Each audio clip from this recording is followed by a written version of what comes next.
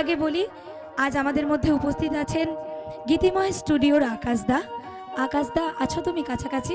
আকাশ ভাই আমাদের যাত্রাকে অনেকভাবে এগিয়ে নিয়ে যাচ্ছে এবং অনেক দূর থেকে এসেছে এবং তার শরীর খারাপ, কিন্তু পুরো যাত্রাটা আমাদের তার ক্যামেরায় রেকর্ড করেছে। অসংখ্য ধন্যবাদ তোমাকে ভাই, তুমি এভাবেই যাত্রাটাকে এগিয়ে নিয়ে যাও এবং এভাবেই আমাদের সাথে থেকো। যারা সম্মুখে উপস্থিত রয়েছেন প্রত্যেককেই প্রণাম, প্রীতি, ভালোবাসা ও আন্তরিক অভিনন্দন জানাই।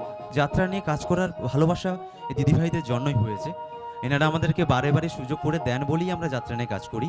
যাত্রাটা যে এই 500 বছরের ঐতিহ্য, আজ যদি আপনারা ভালোবাসেন, এত ভালোভাবে এত মানুষজন রয়েছেন, এটা সত্যি আমাদের কাছে বড় পাওনা।